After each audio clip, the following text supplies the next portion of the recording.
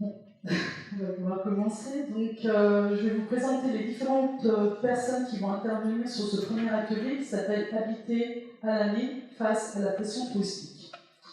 Monsieur Jean-Marc Peyex, qui va intervenir. Nous avons Manon Destruel, chef de projet Petite Ville de demain, de la ville de Bourg-Saint-Maurice, les accès Haute-Sarontaise, parce qu'il n'y a pas que la Haute-Savoie, il y a également la Savoie, c'est le territoire de Savoie.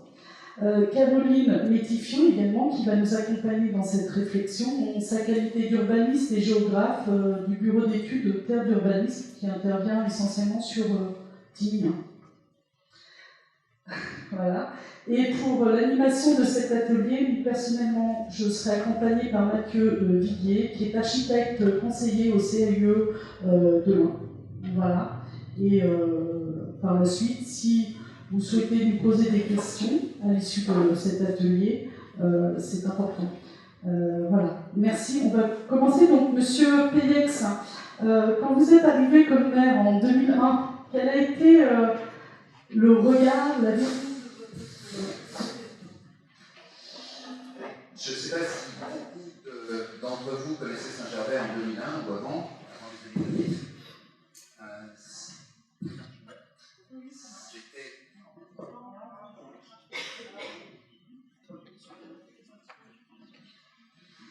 Donc Saint-Gervais.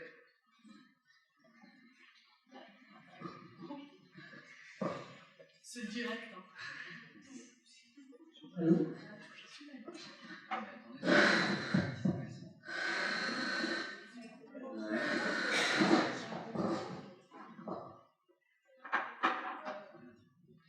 Donc Saint-Gervais, on titrait Saint-Gervais dans les journaux la veille au Bois dormant, c'est-à-dire une commune qui s'était développée. Le tourisme à Saint-Gervais, c'est pas du tout le ski à l'origine, c'est pas du tout la montagne à l'origine, c'est bien-être sont les termes, puisque Saint-Gervais est une station qui est la plus ancienne ici, puisqu'elle est née en 1806 avec la découverte de l'eau thermale.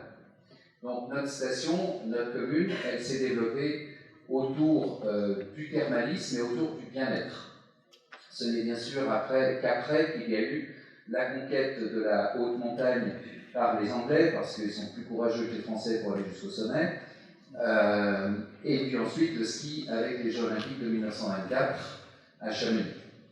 Mais donc Saint-Gervais, sa structure, c'est effectivement une structure thermalisme, avec tout ce que vous avez pu connaître dans le thermalisme, c'est-à-dire les folles années du bien-être.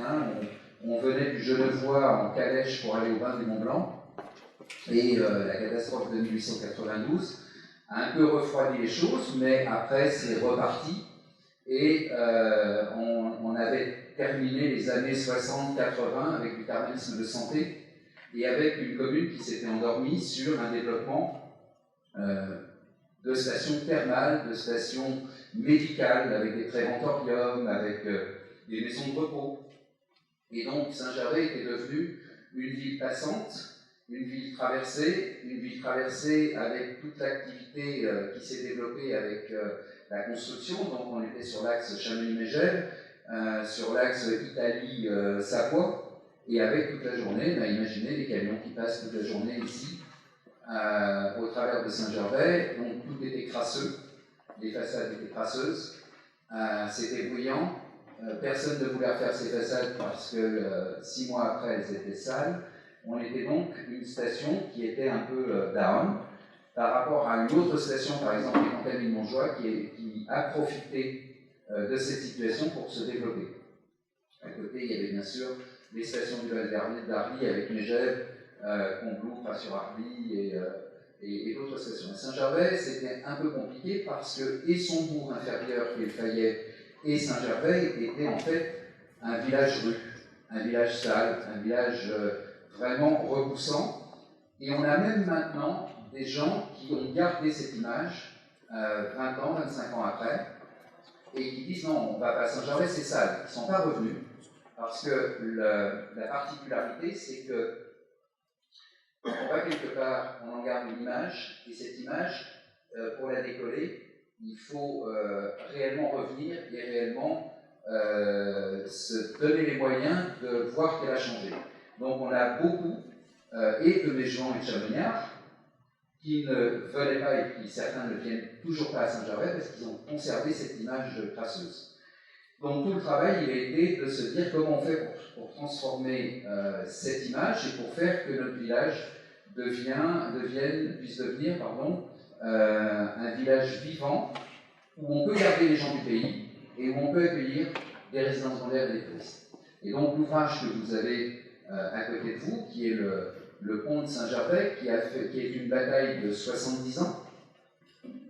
Il a fallu 70 ans pour décider qu'on fasse ce pont, puisqu'en fait, le sport national en France, c'est d'essayer d'empêcher. Vous le voyez aujourd'hui avec la retraite.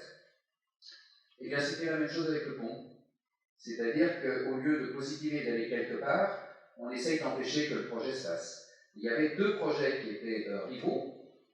Un qui était, je vais être méchant, Madame la Présidente, un qui était méchant, et qui était comment je peux, en faisant monter les gens de la Peine, aller le plus vite possible vers Mugel. Donc c'était d'éviter la traversée de Saint-Gervais, Madame l'urbaniste. Donc ce projet-là, il partait, pour ceux qui travaillaient en voiture, il partait de la sortie d'autoroute, il détruisait complètement le coteau, qui est un coteau agricole, et on allait directement vers Mugel. Et comme ça, on évitait Saint-Gervais, il n'y avait plus de fil de voiture, et tout le monde était content, enfin, sauf les gens qui étaient ici. Deuxième projet, on a appelé déviation courte, et c'est le pont que vous voyez, le pont de contournement, qui était le projet que moi j'ai défendu avec mon équipe pendant la campagne électorale de 2001, et qui a permis donc de recréer un centre, et en un coup de baguette magique, de donner de la vie à Saint-Gervais. Ensuite, ça a été accompagné, je ne vais pas être beaucoup plus long parce que je suis pas le seul à parler, je pense, ça a été accompagné par une politique volontariste d'aide pour le ravalement des façades et pour la réhabilitation du bâti, et surtout avec un conducteur qui est on ne détruit pas pour créer, on valorise ce qui existe déjà avant de faire des choses nouvelles. Donc tout ce que vous voyez, ce sont des bâtiments qui ont été valorisés, qui ont été refaits, qui ont été surélevés et qui ont donné du cachet au bourg de Saint-Gervais et au bourg du Fayet. Et le plus beau compliment qu'on puisse faire dans l'équipe municipale, c'est la transformation du Fayet. Le Fayet, ce n'est pas une station. Le Fayet, c'est le bourg où il y a l'établissement thermal. Et bien, c'est ce qui a marqué le plus les habitants, les résidences secondaires et les touristes dans la notion de changement de la commune de Saint-Gervais. Voilà. Mais par contre, pour faire un pont comme ça, il faut raser les murs pour voir d'où viennent les paliers de poignards. Moi, j'ai été élu conseiller général à l'époque en 2004. J'ai fait énormément de jaloux parce que c'est un pont qui a coûté pas cher, 25 millions, c'est pas cher, c'est 2-3 télésièges, c'est pas grand-chose. Et pour faire ça, il faut vraiment avoir de la volonté. Autrement, vous n'y arrivez pas. Mon prédécesseur, il avait fait classer les ruines d'un château pour que l'ADF empêche le pont. Voilà. Bon. Ça se change. Et donc le pont est une véritable œuvre d'art. On n'a pas fait qu'un ouvrage routier, puisque ce pont est un pont vivant. On a imaginé qu'un pont, ce n'était pas fait pour faire passer uniquement des voitures, mais des piétons, des vélos. On en a fait une salle d'exposition d'art contemporain dans la pile de gauche, une salle d'escalade dans la pile de droite et une base de sol élastique sur la route. Ce qui a constitué un élément supplémentaire pour revitaliser le centre de Saint-Gervais.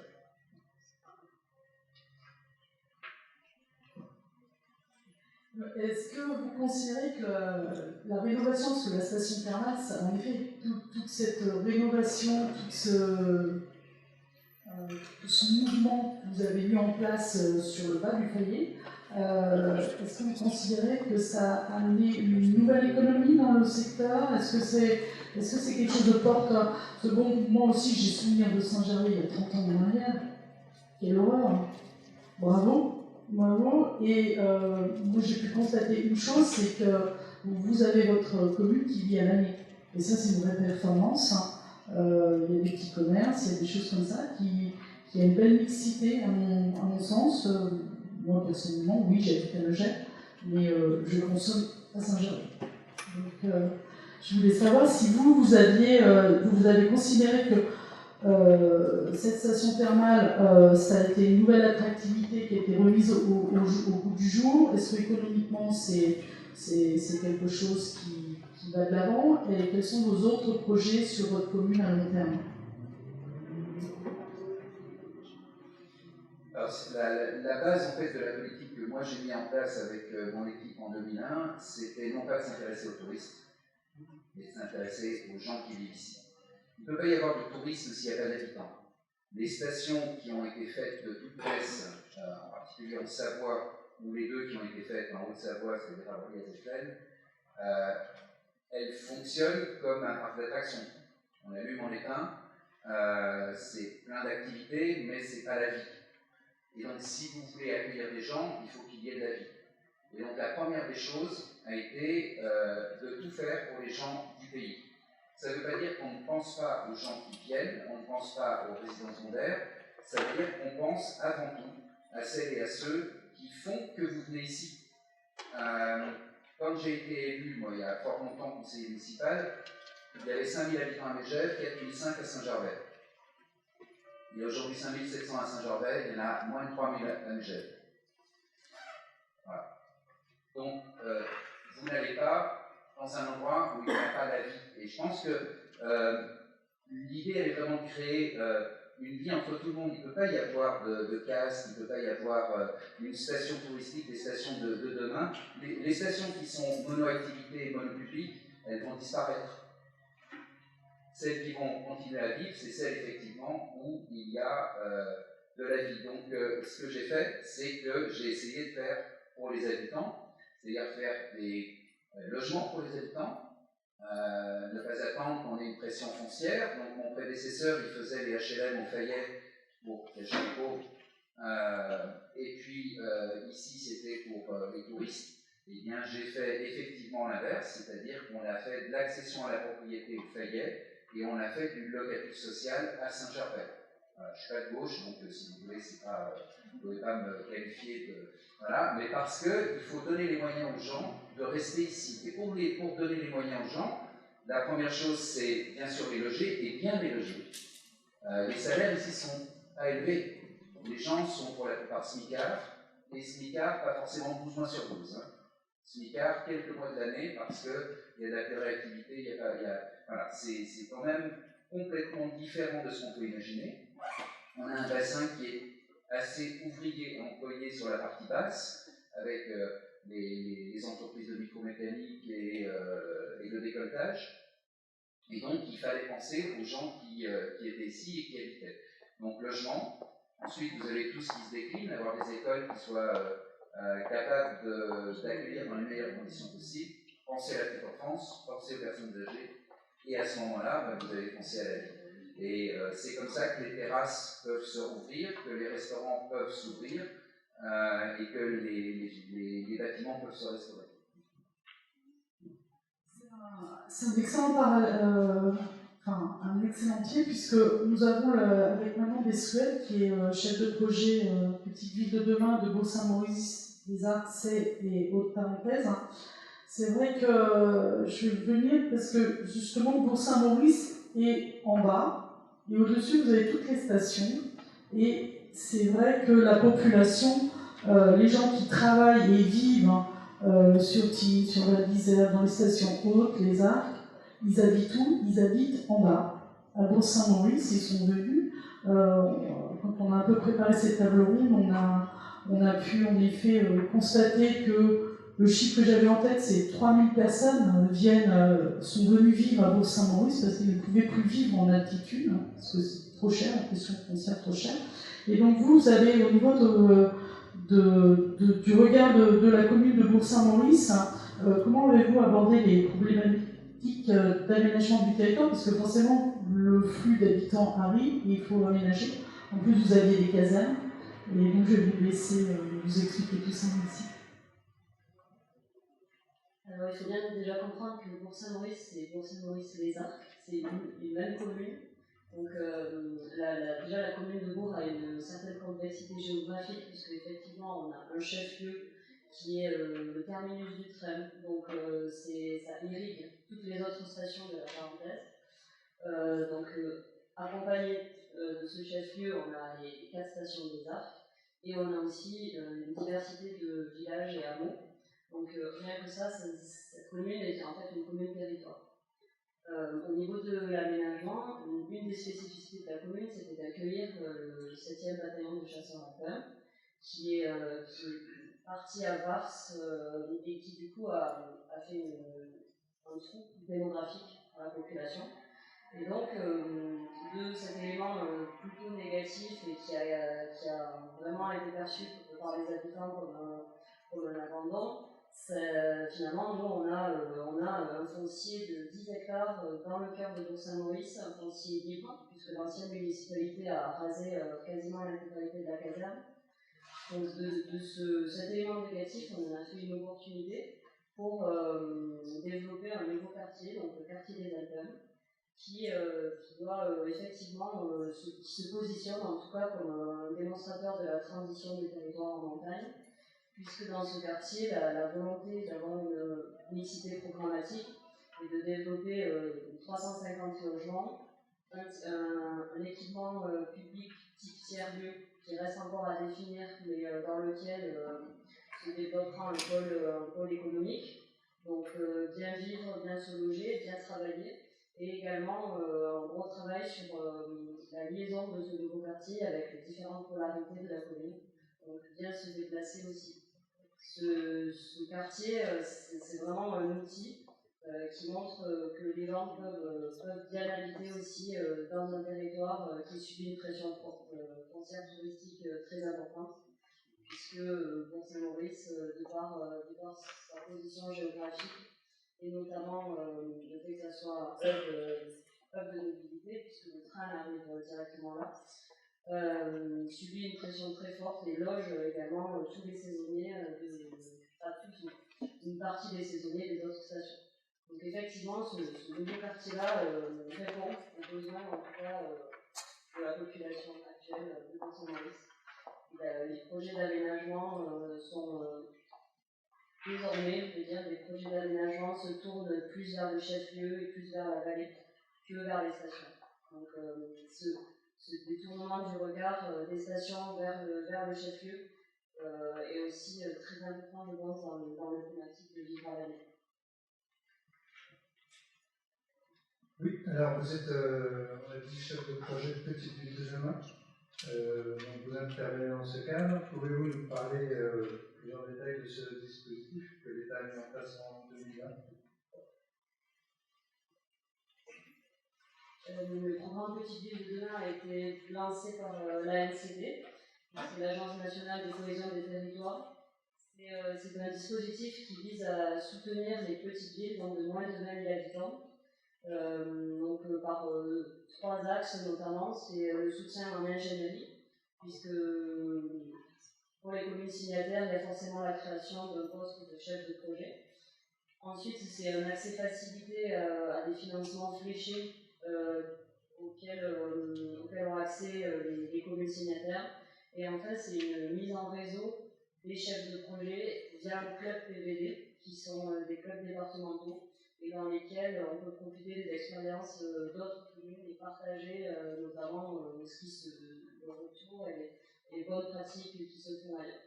Donc c'est vraiment, ce programme, il est un peu Jacqueline Boucaud qui a lancé le programme quand elle était ministre, appelé ce programme PVD cousu humain, puisqu'en fait c'est donner l'opportunité à chaque territoire de faire son propre projet en fonction de ses spécificités. Et juste pour finir sur le programme Petite Ville de demain, l'objectif de ce programme c'est de revitaliser les centres-villes et de former des pôles d'attractivité qui ont été définis par les SWOT. Donc pour la parenthèse, pour Saint-Maurice des Arcs et C a été identifié comme le pôle d'attractivité de Menton par le SWOT.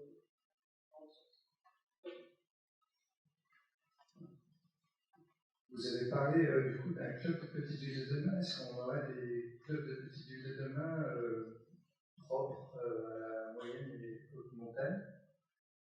Et l'autre point aussi, comment avez-vous mis en place du coup tous les projets spécifiques liés à petites villes de demain? En quoi est-ce que c'est un outil important pour la politique afin de décider, politique par la municipalité, en termes de logement pour les habitants, en termes d'attractivité et d'installation éventuellement de nouvelles entreprises? Alors, au niveau des clubs PVD, c'est justement la richesse de ces clubs-là, c'est de ne pas les avoir thématisés, et c'est plutôt d'avoir des rassemblements départementaux. Donc, au sein même du département de la Savoie, on a des territoires très spécifiques, et justement, de ne pas être uniquement entre territoires de montagne permet aussi une ouverture d'esprit qui est, je pense, assez importante dans le programme. Donc, il n'y a pas vraiment de club PVD montagne. Ensuite, pour les outils, le programme PVD en fait fixait un objectif. Le premier objectif qui a été fixé par les PVD, c'était de signer une convention ORT, donc d'opération de revitalisation des territoires.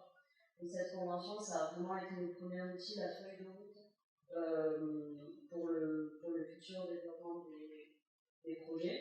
Donc cette convention, c'est notamment la définition de périmètre d'action et toute une déclinaison, en tout cas, de fiches d'action qui permettent d'avoir un projet cohérent sur le territoire et un outil opérationnel aussi, puisque la convention ORT, c'est un outil stratégique mais aussi opérationnel qui permet aux chefs de projet d'avoir vraiment un cap à suivre jusqu'à la fin du mandat. Pour avoir répondu.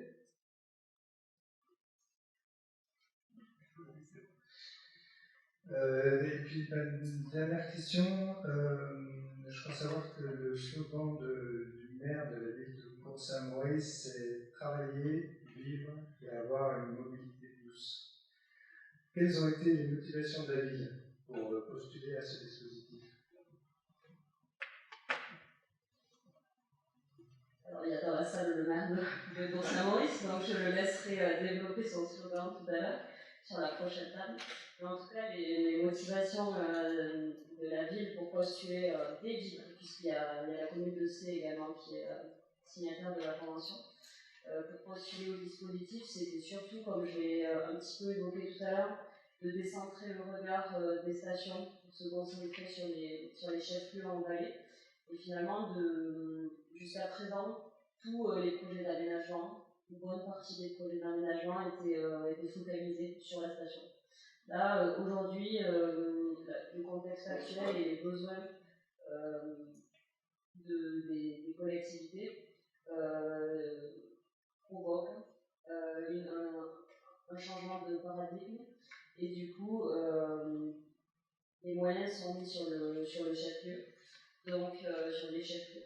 Donc, en fait, les motivations de la ville, c'était surtout d'apporter une cohérence dans les projets et de développer l'attractivité des centres-bourgs qui ont été jusqu'à présent un petit peu oubliés. Le maire de Saint-Gervais tout à l'heure parlait de l'image pour les gens des différentes communes.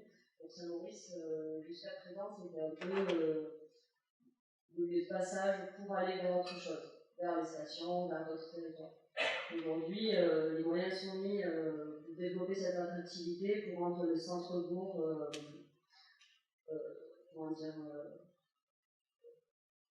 agréable à parcourir, avec des commerces, une rue piétonne. Voilà, il y a une volonté aussi de désartificialisation des sols, pour retrouver un peu de nature en ville. Donc, il y a toutes ces actions-là qui sont menées pour attirer en fait, des touristes qui seraient sur la commune, et notamment à la station, mais aussi pour attirer de nouveaux ménages et des habitants à la ville. En parlant d'attraction, on parle.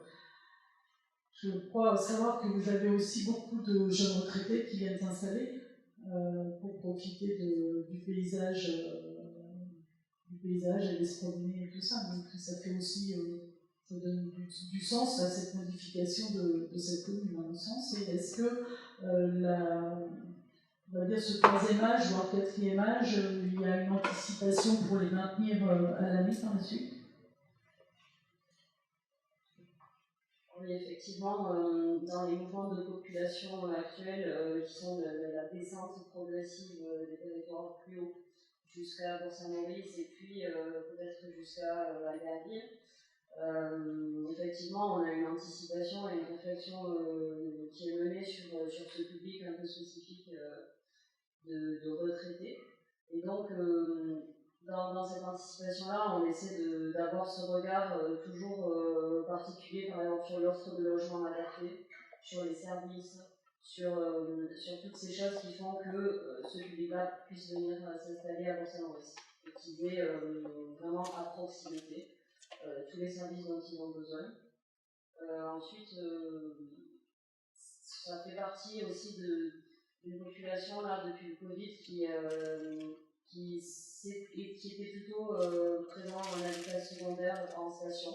Et finalement, ils arrivent aussi à présent à être dans le chef-lieu en bas et à profiter de tous les services de l'attractivité que l'on fait. Très bien, merci. Justement, parce que l'objet de ce colloque à la base aussi est toute l'inquiétude face aux climatiques long terme. La moyenne montagne avec son ski, les stations de moyenne montagne, on va rester sur la saison hivernale parce que le tourisme 4 saisons en moyenne montagne, l'hiver restera toujours l'hiver. On verra si ces communes arrivent toujours à avoir autant de tourisme. Donc ça, c'est un autre débat. Mais en attendant, les personnes qui veulent faire du ski, ils continueront à en faire et ils iront forcément migrer vers des stations de plus haute altitude, telles que Tignes. Et donc, Tignes, actuellement, il est en plein bouleversement. Il est en pleine révision de son PLU. Et donc, ils ont fait appel à Caroline Métifieux, urbaniste, et géographe, bureau d'études de terre urbaniste. Et je voulais voir avec vous, Caroline. Vous intervenez donc à l'appui de la station de Tignes pour la modification de ce PLU. Comment vous prenez en compte les volontés des élus et puis ces perspectives de long terme? Bonjour. Alors, déjà, on est sur une modification à Tignes, on n'est pas sur une révision générale.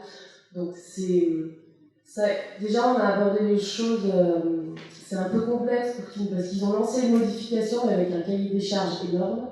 C'est une modif qui dure déjà plus d'un an, hein, donc c'est un gros dossier quand même. Et du coup, la première chose, c'était déjà de faire travailler les élus un peu sur ce qu'ils voulaient clairement, parce que pour nous, à la lecture du cahier des charges, c'était pas très clair.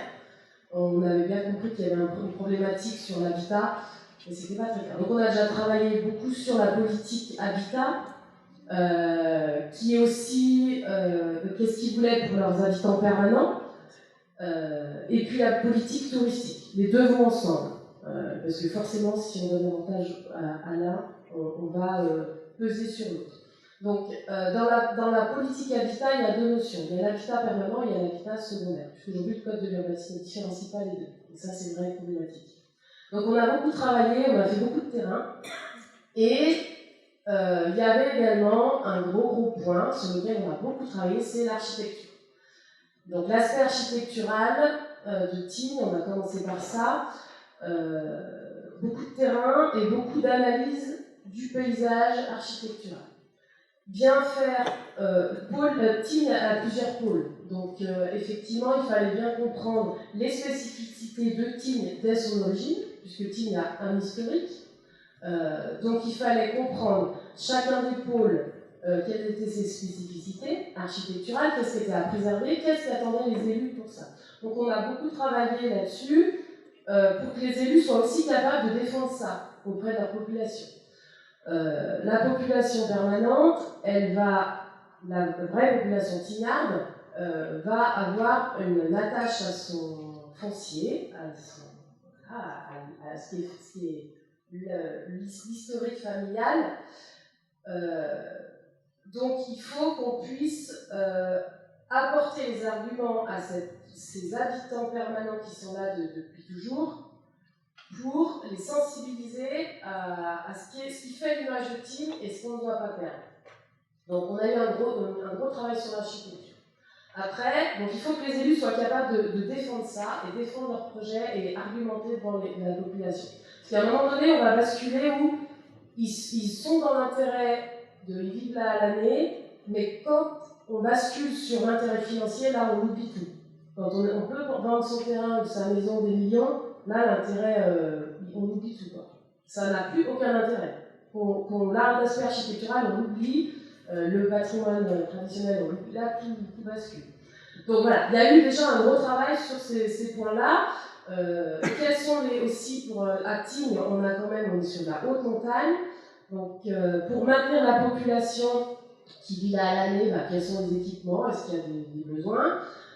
Et la difficulté qu'on avait après, donc quand on est rentré plus dans le détail, c'est qu'on était quand même sur une politique de PLU, donc on était, faire une politique d'habitat dans une modif, c'était pas possible, il faut réviser son PLU. Donc on a quand même inséré beaucoup d'outils. Donc dans l'habitat permanent, on a le travailleur saisonnier, donc on a ceux qui s'occupent de l'actif qui vivent à l'année, mais on a ceux aussi qui viennent là ponctuellement et qui ont besoin de se loger. Donc on a le SCOT parenthèse, on travaille beaucoup là-dessus, donc ça nous aide, mais il en faut davantage. Donc on a aussi travaillé sur les lits pour les travailleurs saisonniers. Après, on a mis en place des outils, on a réfléchi à tout ce qui pouvait être intégrable dans le cadre d'une modif de PLU. Donc effectivement, après, des outils, il y en a plein. On a beaucoup travaillé sur les servitudes de logements sociaux.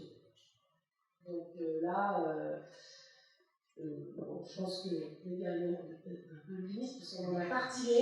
Mais alors, donc en fait, la mairie a pris l'initiative de mettre des servitudes de logements sociaux sur tout ce qui était foncier au PAC.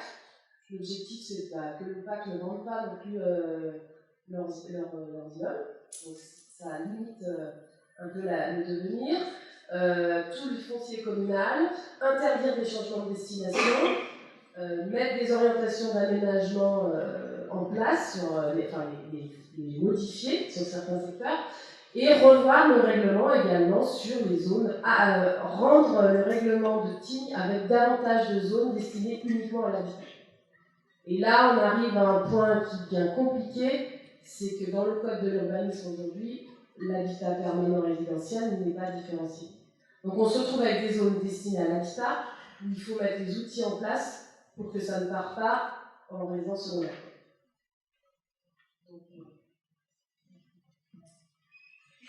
Merci. Donc, peu sur Tignes, de la sensibilisation des élus, de l'argumentation, beaucoup de travail de prospection. Et qu'en est-il concernant la Loisanne, zéro artificialisation nette? Comment est-elle comprise par les élus et adaptée à ce territoire de montagne? Alors, à Tignes, la Loisanne, elle se fait d'elle-même, pratiquement, quand vous avez mis le risque naturel, la topographie et le domaine skiable, le potentiel, à part vivre sur elle-même, elle n'a pas le choix. Cependant, on a encore quelques dents creuses, mais la Loisanne, après, quand on discute avec tous les élus en général, quel que soit le niveau de l'étagement en montagne, la Loisanne, je pense que la majorité des élus l'ont bien intégrée, l'ont maintenant compris, parce ça a été, même pour nous, tout n'était pas clair dès le départ. Donc au fur et à mesure, là, je pense qu'on arrive à des choses bien claires. Spécifiquement pour Tignes, je pense que de toute façon, ils sont déjà dans cette logique de réhabilitation et de travail sur l'existant, et la restructuration. Après, voilà, tout le problème, c'est, on en revient sur la même page, c'est ces résidences de tourisme qui arrivent au bout pour pas qu'elles partent en résidence secondaire et qu'on valorise pour de l'habitat permanent, quels sont les outils réglementaires et derrière. Mais sur la Loisanne en elle-même, sur Tignes, je pense que de toute façon, le contexte géographique fait que c'est déjà acquis. Enfin,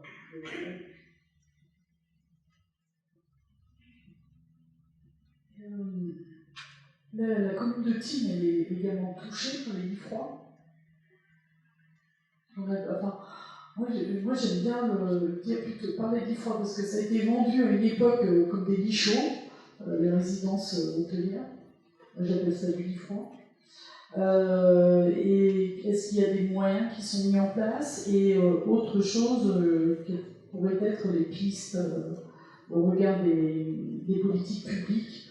J'ai entendu en effet qu'il n'existe pas réglementairement parlant dans la rédaction d'un PU la possibilité de faire un zonage uniquement pour avoir de la résidence permanente. Est-ce que là, bien comme ça, est-ce qu'on pourrait s'imaginer que dans ce cas-là, ça pourrait donner un peu plus de surface constructible aux élus qui mettraient en place ce type de zonage? Ça leur permettrait de libérer du foncier qui va devenir agricole ou non constructible. S'ils mettent ces zones-là en zone purement résidence pour les gens qui vivent à l'année, qui peuvent être contrôlés facilement par le foncier, par la taxe foncière, est-ce qu'on pourrait, est-ce que c'est une évolution qui serait favorable dans un texte de loi qui pourrait être mise en place par les députés, les sénateurs?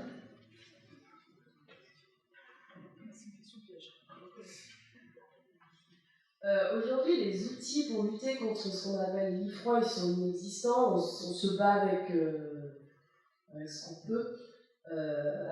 Alors j'ai des communes qui essayent de mettre en place des outils en montagne, en station. Hein. J'ai un maire qui met des pénalités à la revente, 1 000 € du mètre carré. Si les habitants permanents revendent en résidence secondaire ou en touristique, c'est 1 000 € du mètre carré. Voilà, par acte notarié, des choses comme ça. J'ai aussi des communes qui mettent plus cher le prix de l'eau, je crois, pour les résidences secondaires. Mais pour se battre contre l'IFROI, non, on n'a pas d'outils. C'est vraiment une problématique majeure. Et puis en plus, les résidences de touristes, quand elles arrivent au bout de leur exploitation, souvent elles leur vendent, ça devient de la résidence secondaire. On n'a aucun outil qui permette de gérer ça. Je pense que éventuellement, ce qui pourrait, alors le code de l'urbanisme évolue régulièrement en approfondissant certaines choses. Peut-être que le jour où on arrivera à un code de l'urbanisme qui nous permet de différencier l'habitat permanent et l'habitat secondaire, peut-être qu'on aura fait un grand pas et qu'on aura peut-être solutionné des choses. Mais aujourd'hui, ça c'est quelque chose qu'on ne maîtrise pas. Et du coup, que ce soit résidence secondaire oui, moi je pense que la problématique, et sur les l'IFROI, ça passe par la résidence secondaire. Parce que la résidence de tourisme, tant qu'elle tourne, à la limite, ils ont intérêt à ce qu'elle soit pleine, mais dès que ça bascule au-delà de 18 ans en résidence secondaire, on ne maîtrise plus, quoi. Et effectivement, je pense que si on arrive à solutionner ce problème, alors après, voilà, nous on travaille avec des servitudes de logements sociaux, quoi, mais bon, c'est pas non plus la meilleure des solutions, hein. Moi, je vois, voilà, c'est un problème qu'on a sur toutes les stations. Et on n'a aujourd'hui pas d'outils pour régler ça. C'est un problème en effet entre le tourisme et la permanence, c'est pas que montagne, hein. C'est une petite question. Oui, c'est. Je suis désolée, effectivement. Alors, brièvement, sur un PLU, vous avez les zones U, les zones d'urbanisation future, les zones naturelles. En zone U, en zone urbanisée, c'est un outil réglementaire c'est une prescription surfacique, si c'est un peu de parler, qui se surimpose au zonage initial. Donc vous êtes en zone U urbanisée et vous avez un outil qui vous permet d'afficher sur une parcelle, ou plusieurs parcelles, une servitude dans laquelle vous définissez le programme qu'ils vont devoir produire. Donc, par exemple, à Tignes, on a mis des secteurs où on a 50% de logements locatifs sociaux et 50% en accession sociale. On peut imposer 100% de logements locatifs sociaux. En fait, vous définissez le programme que vous allez vouloir voir sur cette servitude, en fait. Donc, c'est ce que je disais tout à l'heure, c'est le genre de servitudes qui sont plus aisées et plus précises à mettre quand on a déjà à l'amont une politique habitat, un PLH qui est déjà précis. Là, on a un petit peu sauvé les meubles à Tignes en essayant de mettre en place ça, mais aujourd'hui, les pourcentages qu'on a mis, voilà, on a fait ce qu'on pensait être le mieux, mais donc en fait c'est un outil réglementaire, comme un emplacement réservé, un petit peu entre guillemets, qui définit un programme de logement et qui du coup permet de sauver un peu la résidence principale, l'habitat permanent.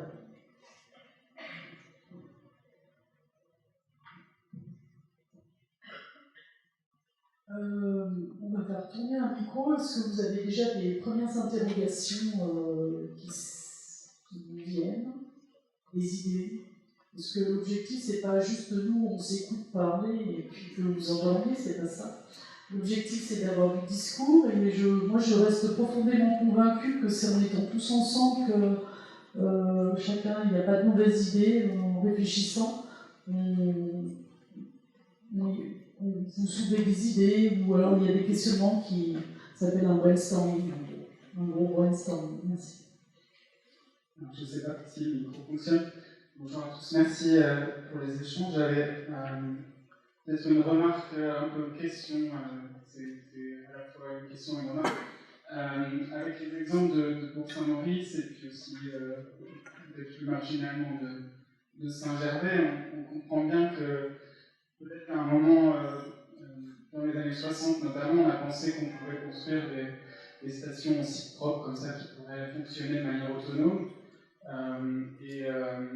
Et que aujourd'hui, avec la pression du ski, la pression touristique, et de la même manière les prix de l'immobilier et du foncier qui sont devenus un peu prohibitifs, largement prohibitifs pour une bonne partie de la population, c'est les phénomènes dont vous parliez tout à l'heure. Il y a beaucoup de gens qui n'ont pas les capacités financières de se loger dans les stations de montagne, en tout cas dans les secteurs où il y a une activité touristique importante, et qui, vous l'avez dit un peu entre les lignes, mais je pense qu'il y a quelque chose, il y a un phénomène très dur pour une bonne partie de nos concitoyens qui sont obligés d'aller habiter plus bas dans la vallée, voire même assez loin.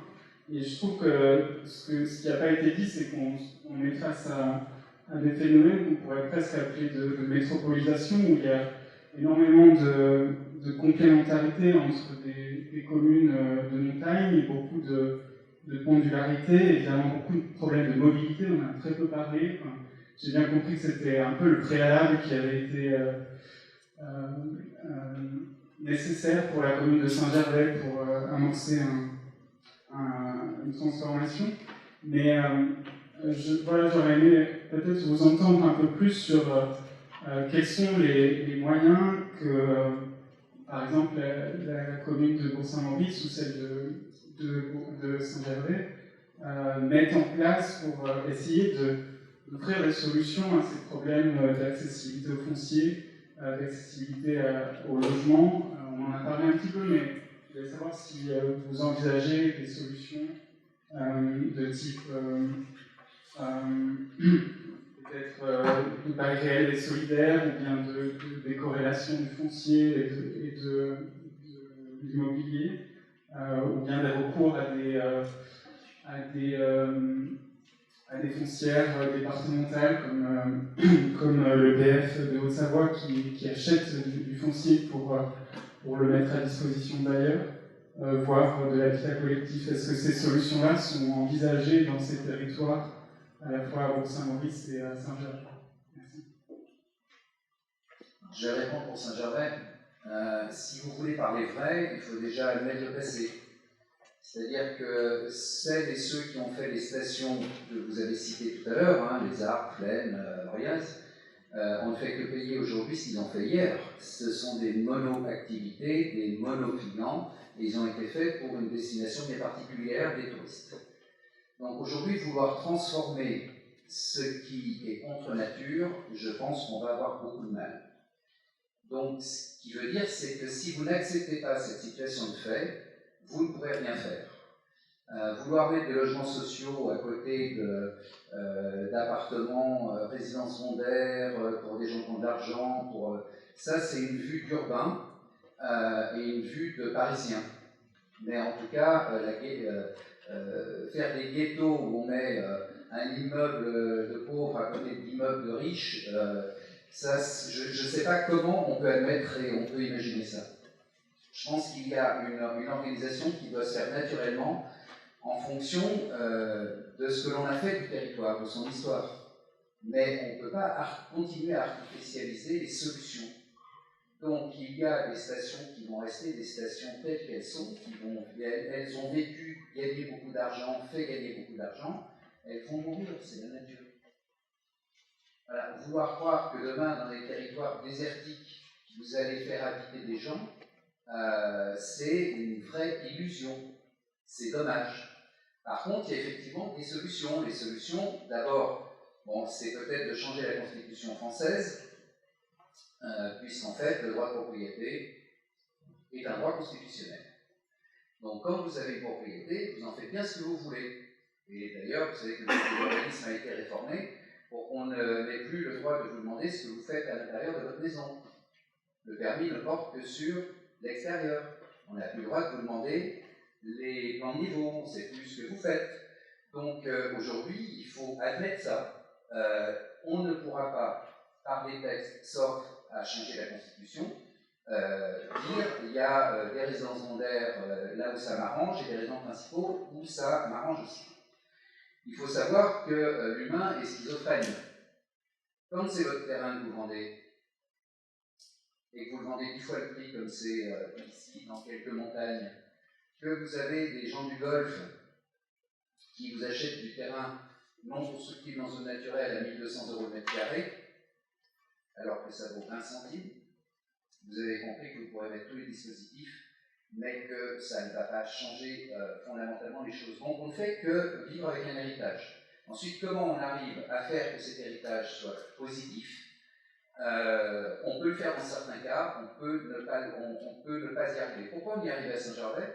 C'est parce qu'en fait, on était tellement au fond du trou que ça a été facile. Par contre, quand vous êtes dans des endroits où le mètre carré vaut 15 000, 20 000, c'est même pas la peine, c'est peine perdue. C'est une illusion. Il faut aller voir des films. Donc voilà, ça c'est...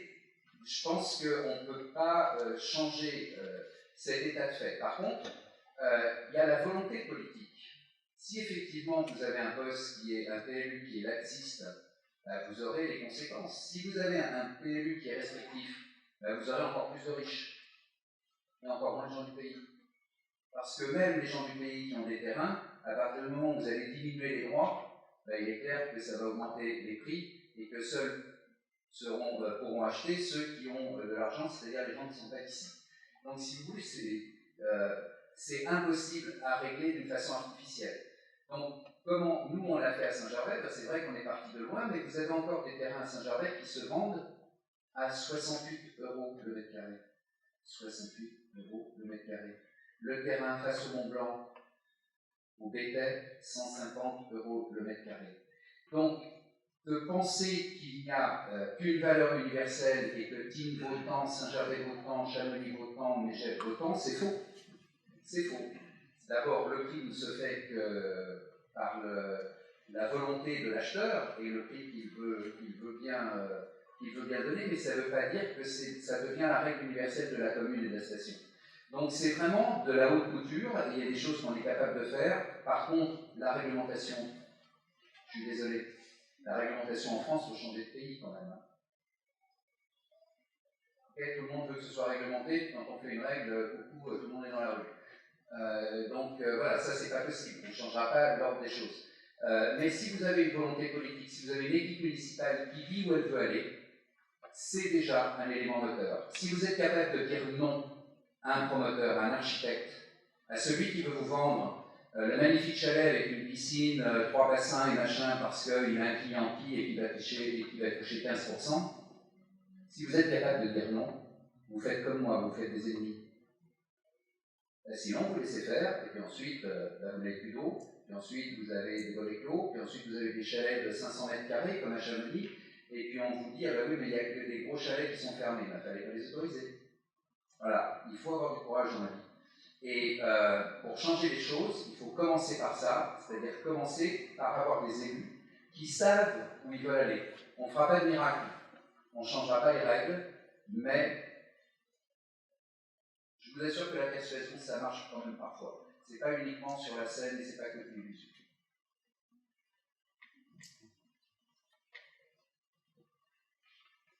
Alors pour Saint-Maurice, je vous ai parlé tout à l'heure du quartier alpin qui est le grand projet d'aménagement dans le chef-lieu.